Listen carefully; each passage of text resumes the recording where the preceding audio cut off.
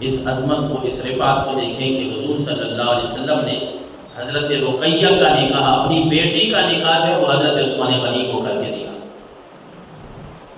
حضرت ابوبکر صدیق اور حضرت عمر فاروق، یہ بات یاد رکھنے والی ہے، میں اکثر طور پہ ذکر کرتا ہوں کہ حضرت ابوبکر اور حضرت عمر کی بیٹیاں وہ حضور کے گھر ہیں، یعنی حضرت ابوبکر صدیق اور حضرت عمر حضور کے رشتے میں سسر بنے، اور حضرت عثمان غنی اور حضرت علی المرتضیٰ شیر خدا رضی اللہ تعالیٰ عنہ، یہ دو صحابہ ایسے ہیں جن کو رب نے یہ شرف حاصل کیا، شرف عطا فرمایا ہے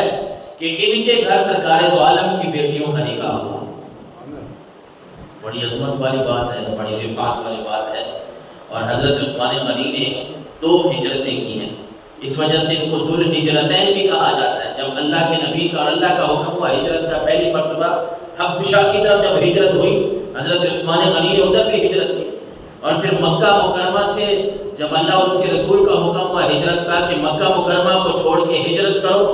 تو مدینہ منورہ کی طرف ہجرت کرنے والوں میں حضرت عثمان غنی کا نام بھی ہے۔ اس وجہ سے آپ کو ذو الہجرتین بھی، 2 ہجرتوں والے بھی کہا جاتا ہے۔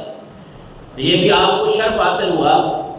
کہ جب سرکار دو عالم صلی اللہ علیہ وسلم کی ایک بیٹی آپ کے نکاح میں ہے اور وہ بیمار ہوتی ہیں، اس دنیا فانی سے چلی جاتی ہیں، تو میرے آقا علیہ الصلوۃ والسلام نے اپنی دوسری صاحبزادی حضرت ام کلثوم کا نکاح بھی حضرت عثمان غنی سے کر دیا۔ یہ بڑی شرف والی بات ہے۔ بلکہ ایک روایت منقول ہے تاریخ دمشق میں البدایہ والنہایہ میں، حضرت علی المرتضیٰ شیر خدا کی طرف منسوب ہے کہ حضرت علی المرتضیٰ فرماتے ہیں رسول اللہ نے فرمایا کہ میری اگر 40 بیٹیاں بھی ہوتی نا اور یکے بعد دیگرے ایک ایک کر کے وہ فوت ہوتی تو میں ساری کی ساری عثمان کے نکاح میں دے دیتا ہوں۔ یہ ان کی یعنی 40 بیٹیوں کا مطلب یہ ہے کہ حضور صلی اللہ علیہ وسلم حضرت عثمان غنی کی عزت اور احترام، ان کا شرف لوگوں کو بتا رہے ہیں کہ لوگوں میں اللہ کا نبی ہوں، اللہ کا حبیب بھی ہوں، اور میں یہ اعلان کر رہا ہوں کہ میں نے اپنی بیٹی ایک صاحبزادی کا نکاح کر کے عثمان غنی کو دیا، وہ فوت ہو گئی ہیں تو میں دوسری کا نکاح بھی حضرت عثمان غنی کو کر کے دے رہا ہوں۔ یہ ان کی شرف، حضرت عثمان غنی کا یہ شرف ہے، عزت ہے، احترام ہے، رب نے ان کو یہ مقام عطا فرمایا تھا۔ اور پھر یہ کتنی خوبصورت بات ہے کہ بدر کی لڑائی کے لیے جب مسلمان جا رہے تھے نا، جنگ بدر جب ہوئی، حضرت عثمان غنی بھی ساتھ تیار ہوئے، وہ 313 جو صحابہ ہیں ان میں سے، لیکن اس وقت حضرت رقیہ جو حضور کی پہلی صاحبزادی حضرت عثمان کے گھر تھی، ان کی طبیعت ناساز تھی۔ میرے آقا علیہ الصلوۃ والسلام نے فرمایا عثمان آپ ہمارے ساتھ بدر کے مقام پہ جنگ کرنے کے لیے نہ آئیں بلکہ میری صاحبزادی کا خیال رکھیں، وہ بیمار ہیں، آپ ان کی طبیعت کا، ان کی بیماری کا آپ خیال رکھیں۔ حضرت عثمان غنی رضی اللہ تعالیٰ کو رک گئے، اور بالآخر میرے آقا علیہ الصلوۃ والسلام ابھی جنگ بدر سے واپس نہیں آئے تھے، اپنے شہر مدینہ منورہ نہیں پہنچے تھے کہ آپ کی صاحبزادی حضرت رقیہ کا وصال بھی ہو گیا تھا۔